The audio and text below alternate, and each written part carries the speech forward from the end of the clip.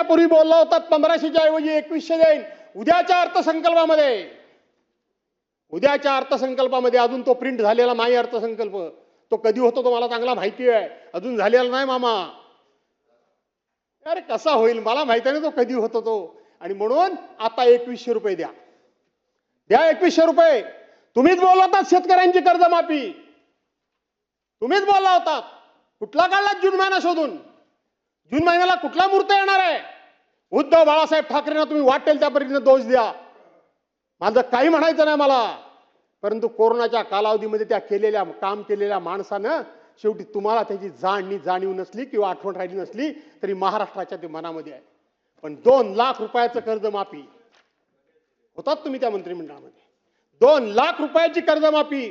त्याच्या अगोदर कर्जमाफी होत होती तेव्हा 73 प्रकारचे दाखले लागत होते. 73 प्रकारचे दाखले लागत होते. पण उद्धव बाळासाहेब ठाकरेंच्या सरकारमध्ये एका ऑर्डरवर 2 लाख रुपयाची कर्जमाफी एका क्षणात शेतकऱ्यांची झाली. कोणाचीही कुठल्याही प्रकारची तक्रार आली नाही आणि भ्रष्टाचाराची पण तक्रार आली नाही. त्यांनी प्रोत्साहनपर योजना, जे प्रामाणिकपणे कर्ज भरतात, आपण ज्यांना भरणं शक्य नाही त्यांना मदत करतो, पण जे प्रामाणिकपणे कर्ज भरतात त्यांना सुद्धा प्रोत्साहन दिलं पाहिजे आणि त्यांना सुद्धा कर्ज भरण्याकरता उद्योगदूत केलं पाहिजे. म्हणून 50,000 रुपयाची योजना त्याच वेळेला जाहीर झाली. काढून बघा बजेटचं पुस्तक, सरकार पडलं त्याच वेळेला 6,000 कोटी रुपयाची तरतूद त्या बजेटमध्ये तयार झालेली होती, त्या बजेटमध्ये झाली होती. म्हणून या राज्यपाल महोदयांच्या भाषणातून तुम्ही लोकांना फसवण्याचे जे काही उद्योग केले ते जरा बंद करा. पण मी तुम्हाला आता सांगतो की तुम्हाला आता भविष्यात हे फसवण्याची गरजच नाही. राज्यपालांचं भाषण चांगलं ठेवण्याची गरजच नाही. आता तुम्ही नवीनच फंडा काढला. नुकत्याच झालेल्या निवडणुकीचं उदाहरण उद्याच्या उत्तराच्या भाषणामध्ये या ठिकाणी दिलं जाईल आणि आम्हाला ऐकवलं जाईल. हे आम्हाला माहिती आहे. काय तुमची समाजामध्ये पद राहिले, काय तुमच्या पक्षाचं महत्व राहिलंय, काय तुम्हाला कोणी निवडून दिलं, कोणी आम्हाला निवडून दिलं नाही. नगरपालिकेमध्ये मी 1 मिनिटात अटकतो फक्त काय ते नाही मी ऑनलाईन राहत नाही. मी राहिलो तर बरेच मुद्दे आहेत पण नको आता ऑनलाईन नको, मी आता संपवतो. आणि म्हणून तुम्हाला मतं कोणी दिला नाही. नगरपालिकेला, नगरपंचायतीला, महानगरपालिकेला, जिल्हा परिषदेला, पंचायत समितीला कुणी मतं दिला नाही म्हणून मी जोरजोरानं सांगाल. मामा आतला आवाज जरा विचारा.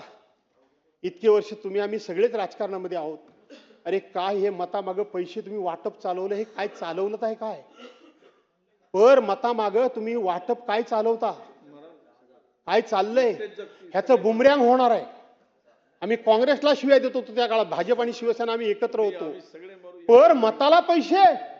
आता तर त्याच्या पुढचा फंडा, ईव्हीएम संपलं, मतचोरी मतदारातली कमी जास्त करणं हा विषय संपला. आता मताला पैसे वाटणं संपलं. आता तुम्ही समोरचा उभा राहिलेला उमेदवारच मागे घ्यायला लावता, बिनविरोध करता. अरे करताय काय या लोकशाहीचं? त्या मताला काय किंमत राहणार आहे की नाही? महाराष्ट्रातील सर्व बातम्यांचे विश्वासार्ह व्यासपीठ, सकाळच्या सर्व सोशल मीडिया प्लॅटफॉर्मला लाईक, फॉलो आणि सबस्क्राईब करा. तसंच सर्व नोटिफिकेशनसाठी बेल आयकॉन प्रेस करायला विसरू नका.